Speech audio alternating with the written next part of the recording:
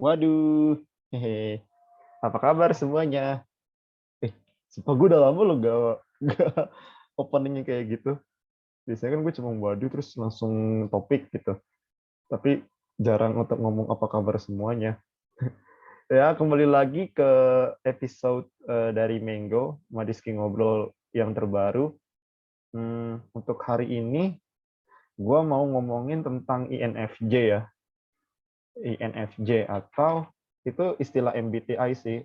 Atau istilahnya apa ya? Kepanjangannya ya. Bentar-bentar, gue cari dulu. Eh, Intuition, feeling, judgment. Oh, INFJ, intuition, feeling, and judgment. Hmm, Menarik juga. Dan kenapa gue membahas episode tentang INFJ? Harusnya sih lebih enaknya emang ini collab sih, biar apa namanya ya, biar seru gitu. Tapi nggak apa-apa deh, monolog dulu. Nanti semoga aja bisa dibikin sequelnya gitu kan. Dan kenapa gue ngomong tentang INFJ? Karena beberapa waktu yang lalu gue baru tahu kalau MBTI gue adalah INFJ. Gue sebetulnya sih bukan orang yang terlalu apa namanya ya eh, peduli gitu loh tentang MBTI or horoscope or so on. Tapi kalau percaya MBTI nggak dianggap musyrik kan ya? Atau sirik gitu kan ya? Kalau horoskop kan kadang kalau orang-orang, wih sirik tuh nggak boleh ngomong, nggak boleh percaya sama horoskop. Capricorn lah, Capricorn. Zodiak gua ini sih, Capricorn. Untuk kartu tarot katanya nggak boleh lah. Tapi kalau MBTI nggak tahu sih. Dan sebetulnya apa namanya? Gua tahu juga apakah MBTI ini bisa dijadikan rujukan kepribadian yang akurat karena banyak orang juga yang apa namanya ya masih meragukan gitu loh keabsahan dari MBTI ini. Tapi kalau gue pribadi sih ya gue cukup percaya sih. Dan gue kagetnya adalah gue dideklar sebagai INFJ setelah ada 2 kali gue tes. Yang pertama dari 16 Personalities, terus yang kedua dari 1% Indonesia. Gue dideklar sebagai INFJ, atau lebih tepatnya INFJ-A gue. Dan baru gue tahu kalau misalnya INFJ itu adalah MBTI, salah satu tipe MBTI yang termasuk langka gitu loh. Berarti gue langka dong ya. Walaupun gue sering meragukan gue beneran INFJ nggak ya gitu. Kalau soalnya gini, INFJ ya. Kalau gue tuh tahu kalau gue introvert udah dari lama sebetulnya. Dari gue sekolah bahkan. Karena gue menjalani kehidupan sekolah gue tuh dengan mostly diem gitu. Gue bukan tipe yang apa ya, yang suka gaul atau sebagainya, atau suka apa ya, berbicara dan sebagainya. Bahkan gue pernah punya problem dalam berkomunikasi gitu loh. Dimana gue bisa dibilang gue socially awkward gitu loh. Kalau ngomong sama orang gue kadang suka dan sebetulnya sih sekarang juga masih sih ya. Dan tapi ya setidaknya nggak separah dulu lah. Terus gue apa namanya ya, kurang bisa mengembangkan topik obrolan. Tapi kalau sekarang gue lagi belajar juga sih. Gue lagi berusaha keras gimana caranya gue bisa ngomong dengan lancar dan bisa ngembangin topik obrolan gitu. Dan juga eh, ya kalau introvert gue udah tahu gitu. Dan makanya itu gue waktu masuk kuliah di tahun 2016, gue tuh suka kayak apa namanya ya, hmm, apa ngajak kenalan orang tuh absurd gitu loh. Kalau lu tanya ke teman-teman gue tuh kayak tiba-tiba tuh gue tuh dulu kayak gini di kenalan nih. Hai bro, hai cuy, nama lu siapa? Nama gue Sidik. Yoi, so asik banget, najis. Najis banget, so asik anjir.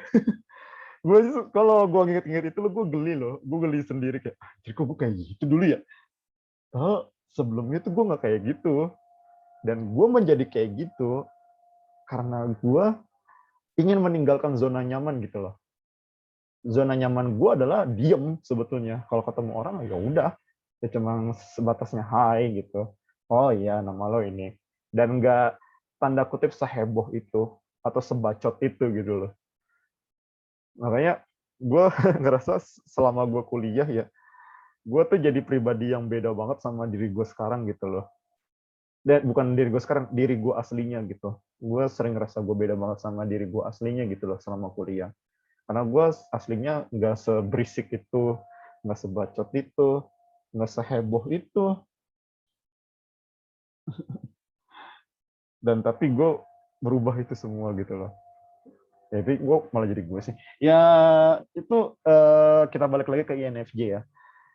Nah, orang-orang INFJ tuh apa namanya ya? Kalau kata Dila kemarin tuh menarik banget nih. Dila, gue izin banget ya untuk masukin pendapat lo di sini ya.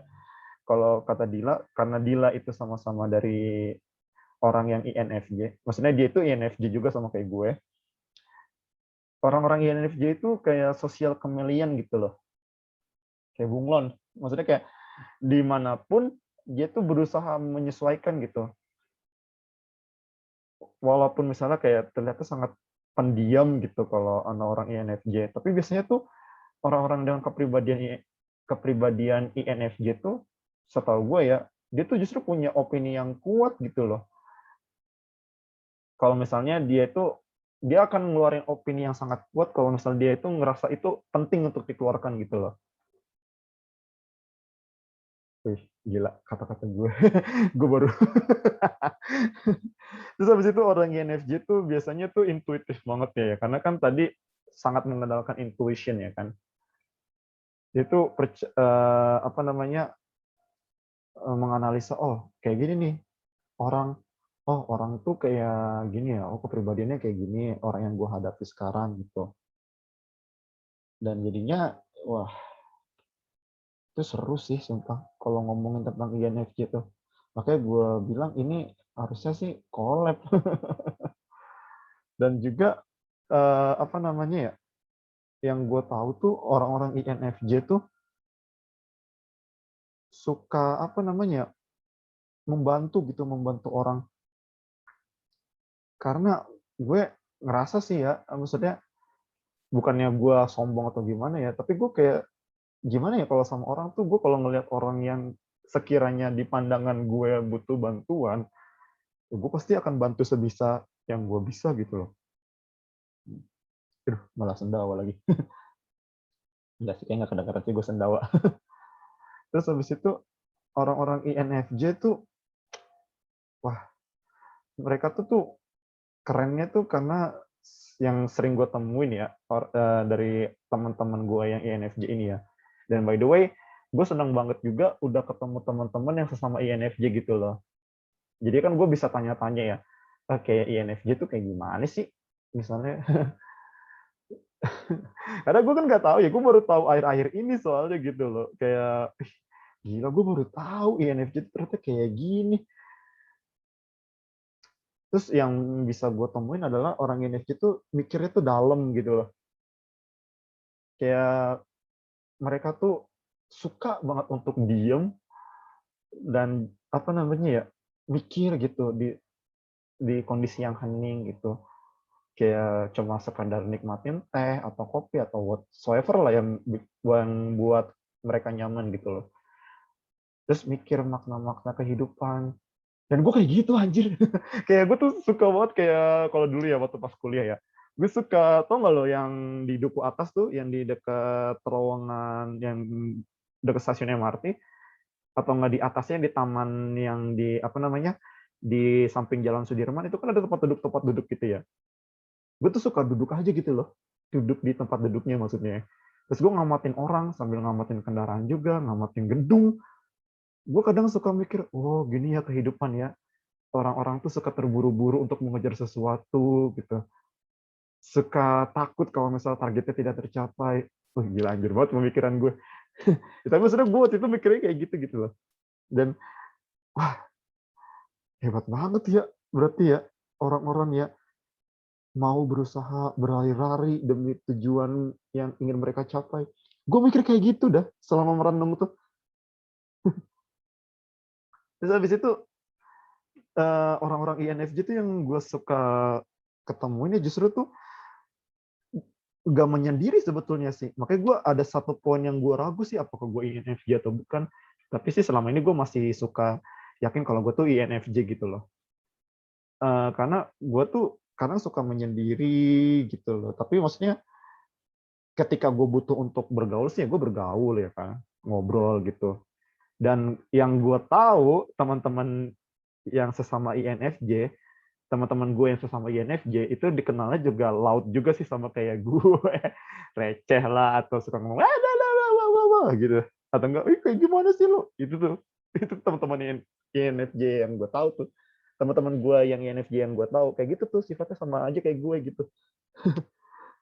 Tapi mungkin mereka kalau ngomong agak lebih tertata sih ya. Kalau gue kan masih belajar ya. Kalau gue tuh kayak lalu-lalu itunya tuh kayak masih suka belibet gitu loh. Gue aja bahkan sering ngerasa sekarang pun kalau setiap gue bikin episode YouTube atau podcast, gue masih suka ngomong belibet gitu loh. Dan makanya emang harus latihan.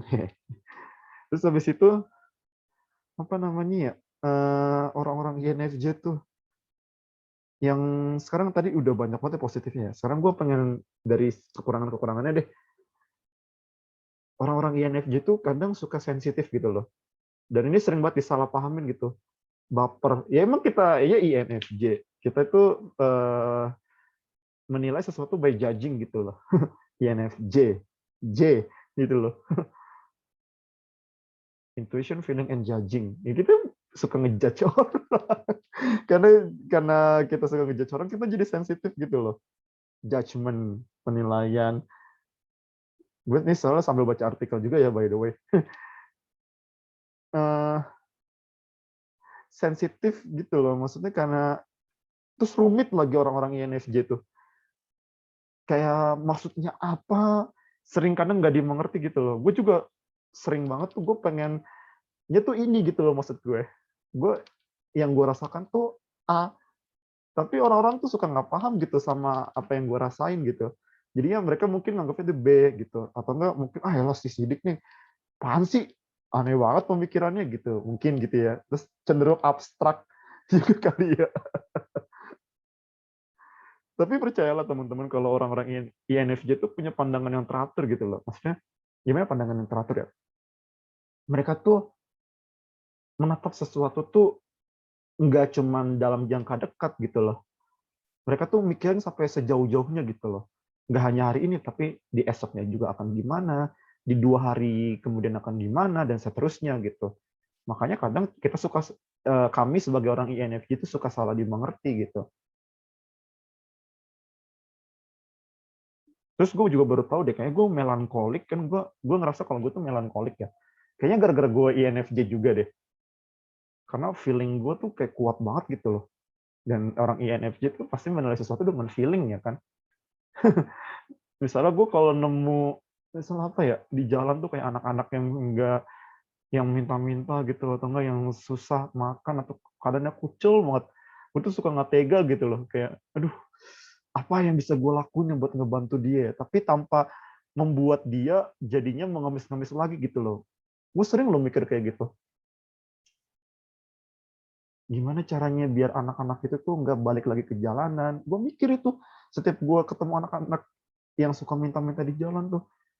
Karena bagi gue tuh anak-anak tuh punya masa depan yang harus diperjuangkan gitu loh. Dan masa depan mereka bukan diperjuangkan dari jalanan gitu. Kenapa jadi ke situ ya? Karena sorry kan, bukan. Duh, itu gara-gara berpikir based on feeling tuh kayak gitu tuh. Balik lagi ke INFJ ya. Iya, kita tuh suka disalah mengerti teman-teman. Karena terlalu sensitif, terus pemikirannya sulit dimahami, rumit lah pemikiran kita tuh. Terus kita juga sebagai orang INFJ tuh sering punya ekspektasi yang berlebihan gitu. Saya kalau gue pribadi ya, kalau gue pribadi nih, gue tuh kadang suka kalau kenalan sama orang, terus gue deket dan sebagainya, gue tuh sering apa namanya, ini jodoh gue nggak ya? Ini jodoh gue bukan ya? Kalau dulu tuh teman-teman gue di BPH, di BEM, pasti udah paham banget tuh sifat gue tuh. Lu jangan cepet-cepet itu dong, apa namanya, kalau suka sama orang langsung bilang, oh ini jodoh gue atau bukan. Teliti dulu. Gue sering banget dibilang kayak gitu tuh. Sama BPH gue, sama anak-anak gue di departemen, di BEM tuh gue suka dibilang kayak gitu juga tuh. Suka dibilang kayak gitu juga tuh. Ya karena gue punya ekspektasi yang berlebihan dan seringkali gue kemakan sendiri gitu loh, sakit sendiri sama ekspektasi gue gitu loh. Dan gak jarang akhirnya gue di ghosting. Jadi kamu jadi ngomongin gitu anjir. Gila ini episode. Gue ngangkat mulus apa yang gue pengen bawa ya ampun. Terus emang orang INFJ itu keras kepala ya. Kalau misalnya udah punya poin ini, nggak peduli gitu loh orang lain mau ngomong apa kayak, pokoknya gue ini A ya A, B ya B gitu. Nggak bisa tuh kayak A jadi B. Susah kompromi lah istilahnya kalau orang INFJ itu. Itu kekurangan yang emang harus dikurangin banget sih. Mungkin itu aja kali ya. Seru nih kalau misalnya gue bisa ngajak teman-teman INFJ gue untuk collab di YouTube gue nih. Ya mudah-mudahan aja ya. Aduh, nggak sabar. Semoga aja bisa untuk ngajak collab teman-teman INFJ ini, dan itulah sedikit insight dari gue tentang INFJ yang merupakan MBTI, jenis MBTI yang langka ya teman-teman. Jadi gue itu langka, yoi. Dan terima kasih sebelumnya untuk kalian yang sudah menonton dan mendengar episode ini. Hope you guys get something from this episode, and see you in another episode, dan sampai jumpa.